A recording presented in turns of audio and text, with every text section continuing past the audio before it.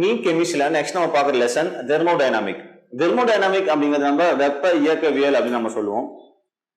அப்ப வெப்ப இயக்கவியல் அப்படிங்கிறது வெப்பத்தை பத்தியான இயக்கம், வெப்பம் எந்த மாதிரி டைரக்ஷன்ல வந்து இயங்கி இருக்குது அப்படிங்கறத நம்ம பார்க்கணும். அப்போ இந்த தெர்மோடைனாமிக்ல நம்ம ஃபர்ஸ்ட் பார்க்குற டாபிக் என்னன்னா சிஸ்டம் அப்படிங்கிற கான்செப்ட் நம்ம பார்க்கணும். அப்ப சிஸ்டம் அப்படின்னா என்ன அப்படின்னா, எக்ஸாம்பிளா இந்த கான்செப்ட் நீங்க எடுத்துக்கோங்களேன். இந்த ஒரு அப்பரேட்டஸ் நம்மகிட்ட இருக்கு, ஓகேவா? இந்த பீக்கர்ல நமக்கு என்ன பண்ணிக்கணும், ஒரு சொல்யூஷன் நம்ம வச்சிருக்கோம், ஓகேவா? இப்போ இந்த சொல்யூஷன் இருக்குல்ல, அந்த சொல்யூஷனுக்கு அவுட்ல வெளியில இருக்கிறாங்களா, இவங்கலாம் யாரு? சரௌண்டிங் நம்ம சொல்லுவோம், ஓகேவா? அப்ப இதுதான் சிஸ்டம், ஓகேவா? இந்த சிஸ்டத்துக்கு வெளியில இருக்கிறவங்க யாரு? நம்ம சரௌண்டிங் அப்படின்னு சொல்லுவோம், சுற்றுப்புறம் அப்படின்னு சொல்லுவோம். இவங்க தான் அமைப்பு. அமைப்பு வெளியில இருக்கிறவங்க யாரு? சரௌண்டிங் அப்படின்னு சொல்லுவோம். எக்ஸாம்பிளா இந்த பீக்கர் தான் நம்ம சொல்றோம் சிஸ்டம் சொல்றோம்.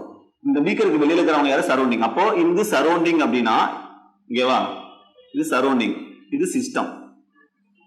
இந்த சிஸ்டத்தையும் சரௌண்டிங்கும் யார் வந்து பிரிச்சு காட்டுறாங்க அப்படின்னா இந்த பவுண்டரி, ஓகேவா? இந்த பவுண்டரி தான் இந்த சிஸ்டத்தையும் இந்த சரௌண்டிங்கையும் நமக்கு பிரிச்சு காட்டுறாங்க.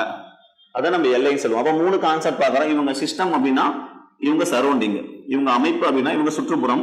இந்த அமைப்பையும் சுற்றுப்புறத்தையும் டிஃபரன்ஷியேட் பண்றது யார் அப்படின்னா இந்த பவுண்டரி. இப்ப எக்ஸாம்பிளா நாம ஒரு சிஸ்டம் நம்ம எடுத்துட்டோம் அப்படின்னா, என்னுடைய பாடி தான் ஒரு சிஸ்டம் அப்படின்னா, என்னுடைய பாடிக்கு வெளியில இருக்கிறவங்க இவங்க எல்லாம் யாரு? சரௌண்டிங், ஓகேவா? இவங்க தான் சிஸ்டம், ஓகேவா? அப்போ எந்த இடத்துல நம்ம சிஸ்டத்தையும் சரௌண்டிங் பிரிக்கிறோம் அப்படின்னா இந்த கார்னர்ஸ், ஓகேவா? அப்ப இந்த எட்ஜ், ஓகேவா? இவங்க தான் அது இந்த சிஸ்டமையும் இந்த சரௌண்டிங்கையும் அவங்க வந்து டிஃபரன்ஷியேட் பண்ணி காட்டுறாங்க, ஓகேவா? இதை நம்ம சிஸ்டம் சொல்லுவோம். எக்ஸாம்பிளா சிஸ்டம்ல நம்ம டைப்ஸ் பார்க்கிறோம், டைப்ஸ் ஆஃப் சிஸ்டம், அமைப்பின் வகைகள், ஓகேவா? மூணு வகையான சிஸ்டம் பார்க்கிறோம்: open system, closed system, isolated system. இந்த ஓபன் சிஸ்டம் அப்படிங்கிறப்போ இந்த சிஸ்டம்குள்ளார இருக்கக்கூடிய எனர்ஜி, சிஸ்டம்ல இருக்கக்கூடிய எனர்ஜி சரௌண்டிங்க்கு வரலாம், ஓகேவா? எக்ஸாம்பிளா பாருங்க, சிஸ்டம்ல இருந்து எனர்ஜி சரௌண்டிங்க்கு வரலாம், சரௌண்டிங்ல இருந்து எனர்ஜி சிஸ்டமுக்கு போகலாம், ஓகேவா? அப்போ எனர்ஜி வந்து எக்ஸ்சேஞ்ச் ஆகலாம். எங்க? ஓபன் சிஸ்டம்ல எனர்ஜி எக்ஸ்சேஞ்ச் ஆகும், ஓகேவா? அடுத்து மேட்டர்ஸ். மேட்டர்ஸ் அப்படின்னா தமிழ் நம்ம பொருண்மைன்னு சொல்லுவோம், பொருண்மை, ஓகேவா? மேட்டர்ஸ் வந்து எக்ஸ்சேஞ்ச் ஆகலாம். இந்த சிஸ்டம்ல இருக்கிற மேட்டர்ஸ் இது யார வேணாலும் இருக்கலாம், ஓகேவா? ஆட்டம்ஸ், ஓகேவா? மாலிகுல்ஸ் யார வேணாலும் இருக்கலாம், ஓகேவா? அப்ப அந்த மேட்டர்ஸ் அப்படிங்கிறது இந்த சிஸ்டம்ல இருந்து சரௌண்டிங்க்கு மாறலாம், எக்ஸ்சேஞ்ச் ஆகலாம், அல்லது சரௌண்டிங்ல இருந்து சிஸ்டமுக்கு எக்ஸ்சேஞ்ச் ஆகலாம். அப்ப ஒரு ஓபன் சிஸ்டம், திறந்த அமைப்புன்னு சொல்லுவோம் தமிழ்ல.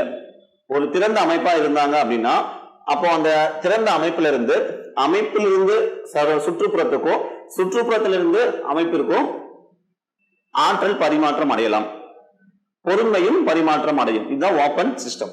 அதுவே க்ளோஸ் சிஸ்டமா இருந்துச்சுன்னா, இப்போ எக்ஸாம்பிள் நம்ம இங்க க்ளோஸ் பண்ணி வச்சுக்கோங்களேன், க்ளோஸ்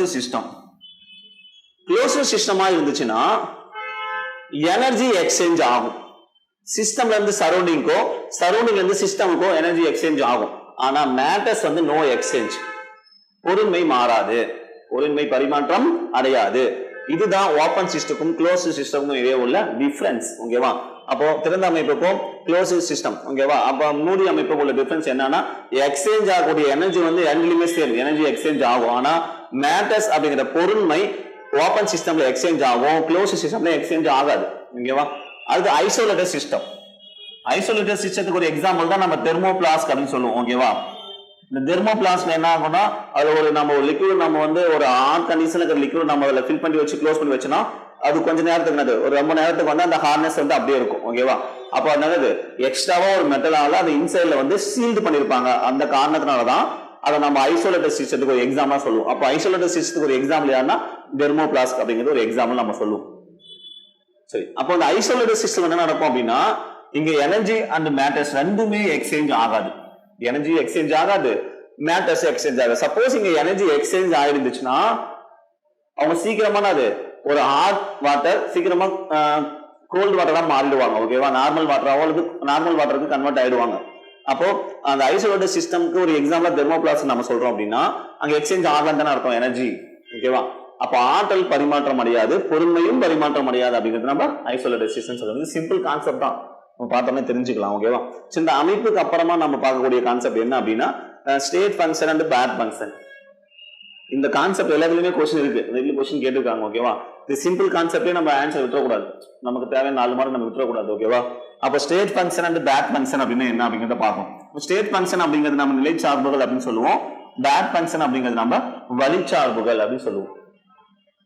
அப்ப ஸ்டேட் ஃபங்க்ஷன் அப்படிங்கிறது எதுக்குன்னு சார் சொல்றாங்க, பேட் ஃபங்க்ஷன் அப்படின்னா என்ன சொல்றாங்க அப்படின்னா, ஒரு ப்ராசஸ் நடக்குது, ஒரு சிஸ்டம் வந்து அவங்களோட இனிஷியல் ஸ்டேட்ல இருந்து ஃபைனல் ஸ்டேட்டுக்கு போறாங்க, அது பேட்டை பொறுத்து இருந்துச்சுன்னா அது பேட் ஃபங்க்ஷன் அப்படின்னு சொல்லுவோம். பேட்டை பொறுத்து இல்லைன்னா அதை நம்ம ஸ்டேட் ஃபங்க்ஷன் அப்படின்னு சொல்லுவோம். ஓகேவா?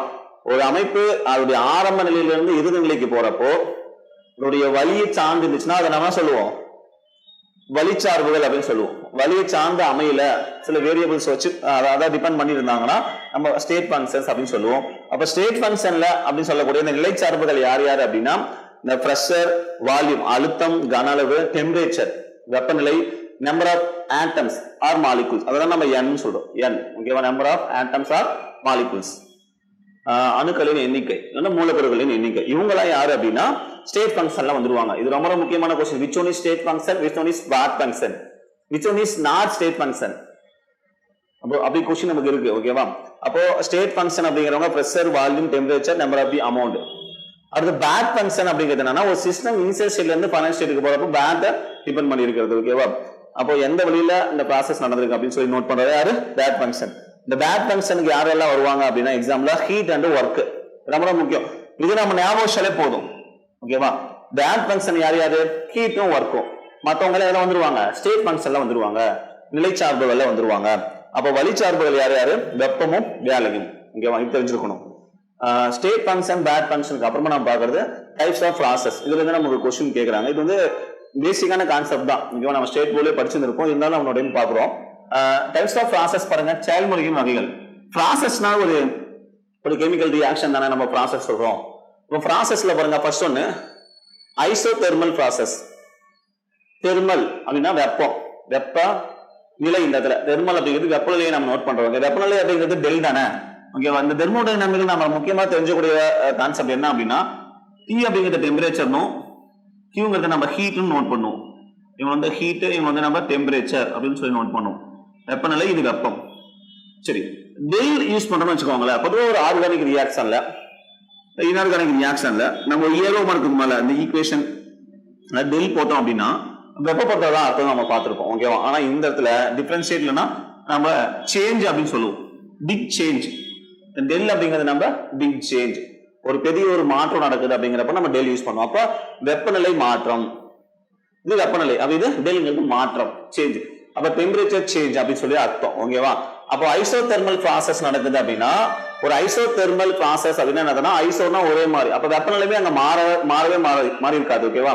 ஒரு ப்ராசஸ் நடக்குது, அது என்ன ப்ராசஸ்? ஐசோதெர்மல் ப்ராசஸா இருந்துச்சுன்னா அங்க வெப்பநிலை மாறி இருக்காது. அந்த ப்ராசஸ் இனிஷியல் ஸ்டேட்ல இருந்து ஃபைனல் ஸ்டேட்டுக்கு போற வரைக்குமே அந்த வெப்பநிலை ஒரே மாதிரி இருந்திருக்கும், வெப்பநிலையில மாற்றம் இருந்திருக்காது. அப்ப வெப்பநிலை மாற்றம் நடந்திருக்குமா? நடந்திருக்காது. அப்ப ஜீரோ. ஓகேவா? அப்ப del is equal to zero. அடுத்து அடியாபாட்டிக் ப்ராசஸ் அப்படின்னா வெப்பம் மாறா செயல்முறை. அடியாபாட்டிக் அப்படின்னா வெப்பம் மாறா செயல்முறை. இதுலயே கான்செப்ட் இருக்குது, வெப்பம் மாறாது. அப்ப Q is equal to 0. அடுத்து ஐசோசோரிக் ப்ராசஸ் அப்படின்னா கன அளவு மாறா செயல்முறை. கன அளவுல எந்த ஒரு சேஞ்ச் இருக்காது. அப்ப இது வால்யூம், இது செயல்பட்ட சேஞ்ச், வால்யூம் சேஞ்ச் வந்து 0. கன அளவு மாற்றம், டெல்லுங்கிறது மாற்றம், கன அளவு எந்த ஒரு மாற்றமும் இருந்திருக்காது. நெக்ஸ்ட் வந்து பாருங்க ஐசோபாரிக் ப்ராசஸ். ஐசோபார், பார் அப்படிங்கிறது பிரஷருக்கான ஒரு யூனிட். பிரஷர் நோட் பண்ணக்கூடிய அந்த ஏடிஎம் நோட் பண்ணல அந்த மாதிரி பார் அப்படிங்கிறதும் இதெல்லாம் ஒரு யூனிட். ஓகேவா? பார் அப்படிங்கிறது ஐசோபாரிக் ப்ராசஸ் அப்படின்னா அழுத்தம் மாறா செயல்முறை. ஒரு ப்ராசஸ் நடக்குது, அது அழுத்தம் மாறாம இருக்குது அப்படின்னா அந்த ப்ராசஸ் நடந்து முடிகிற வரைக்குமே, கம்ப்ளீட்டட் ஆகிற வரைக்குமே பிரஷர் வந்து சேஞ்ச் ஆகாம இருந்திருக்கும். அப்ப பிரஷர் சேஞ்ச் ஈக்குவல் டு 0 அப்படின்னு நம்ம சொல்றோம். அது சைக்கிளிக் ப்ராசஸ். ஒரு சைக்கிளிக் ப்ராசஸ் நடக்குது அப்படின்னா இங்க எல்லா வேல்யூமே 0 வந்திருக்கும். Temperature change equal to 0, Q is equal to 0, internal energy is equal to 0. internal energy என்ன அப்படிங்கிறது நம்ம நெக்ஸ்ட் பார்க்க போறோம். Volume change is equal to 0, pressure change is equal to 0. இது எல்லா வேல்யூமே அப்படியே வருவீங்க. ஓகேவா? Cyclic process. சைக்கிளிக் ப்ராசஸ் அப்படின்னா என்னது? ஒரு சிஸ்டம் இனிஷியல் ஸ்டேட்ல இருந்து உடைய பல்வேறு மாற்றங்களுக்கு உட்பட்டு திரும்பவும் பல்வேறு மாற்றங்கள் உட்பட்டு திரும்பவும் தன்னுடைய இனிஷியல் ஸ்டேட்டுக்கு வருது. இனிஷியல் ஸ்டேட்ல இருந்து பல்வேறு சேஞ்சஸ்ல இன்வால்வ் ஆகிட்டு திரும்ப இனிஷியல் ஸ்டேட்டுக்கு வராங்க பாத்தியா, அதுதான் நம்ம என்ன சொல்றோம், அது சைக்கிளிக் ப்ராசஸ் சொல்லுவோம். ஆனா அந்த சைக்கிளிக் ப்ராசஸ்லயுமே வெப்பநிலையும் மாறாம இருந்திருக்கும், அழுத்தம் மாறாம இருந்திருக்கும், கனளவும் மாறாம இருந்திருக்கும், நம்பர் ஆஃப் ஆட்டம்ஸ் எவ்வளவு இருந்துச்சோ அது அப்படியே வந்திருக்கும். ஓகேவா, அதுதான் நம்ம சைக்கிளிக் ப்ராசஸ் அப்படின்னு சொல்லுவோம்.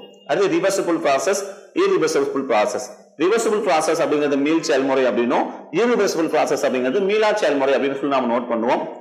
அப்ப மீள் செயல்முறை அப்படின்னா ஒருத்தங்க ஒரு ரியாக்டன்ட் ப்ராடக்டா கன்வெர்ட் ஆயிட்டு அந்த ப்ராடக்ட் திரும்பவும் அதே ரியாக்டன்டா கன்வெர்ட் ஆகுறதா நம்ம ரிவர்சிபிள் ப்ராசஸ் சொல்லுவோம். ஓகேவா, அதுவே இரிவர்சிபிள் ப்ராசஸ் அப்படிங்கிறது மீளா செயல்முறை. ஒரு ரியாக்டன்ட் ப்ராடக்டா கன்வெர்ட் ஆயிடுச்சுன்னா திரும்ப அந்த ப்ராடக்ட் பழைய ரியாக்டன்டா கொடுக்காது. அது நம்ம இரிவர்சிபிள் ப்ராசஸ். அப்போ நம்முடைய பூமியில நடக்கக்கூடிய நேச்சுரல் ப்ராசஸ், இயற்கையாக நடக்கக்கூடிய நிகழ்வுகள் எல்லாமே ரிவர்சிபிள் வருமா, இரிவர்சிபிள் வருமா? Irreversible process.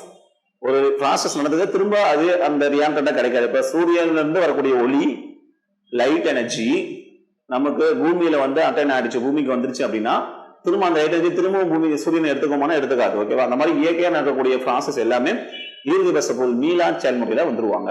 ஓகேவா, நெக்ஸ்ட் நம்ம இன்டர்னல் எனர்ஜி அப்படின்னா என்ன? ஓகேவா, அவங்களுடைய ஃபார்முலா நம்ம எப்படி நோட் பண்றோம், உங்களுடைய கேரக்டரிஸ்டிக்ஸ் எப்படி இருக்கும்? ஓகேவா, அடுத்தது இன்டென்சிவ் ப்ராப்பர்ட்டிஸ் அப்படின்னா என்ன, எக்ஸ்டென்சிவ் ப்ராப்பர்ட்டி அப்படின்னா என்ன, உள்ளார்ந்த பண்புகள் புறமார்ந்த பண்புகள் அப்படின்னா என்ன, தெர்மோடைனமிக் ஜீரோத் லா அப்படின்னா என்ன, ஃபர்ஸ்ட் லா அப்படின்னா என்ன, செகண்ட் லா என்ன, தேர்ட் லானா என்ன, இந்த கான்செப்ட் தான் நம்ம நெக்ஸ்ட் பார்க்கணும். ஓகே, டிஎன்பிஎஸ்சி டெட் நியமன தேர்வு, PC, SI, TRB, agri, forest, railway போன்ற அனைத்து போட்டித் தேர்வுகளுக்கும் நேரடி மற்றும் ஆன்லைன் வகுப்புகள் ஆரம்பம். அனைத்து போட்டித் தேர்வுகளுக்கும் ஸ்டடி மெட்டீரியல் கிடைக்கும். நேரடி மற்றும் போஸ்டல் டெஸ்ட் பேட்ச் வசதியும் உண்டு. தொடர்புக்கு future vision study centre, Salem. Contact 9042030163. Future vision study centre, Salem.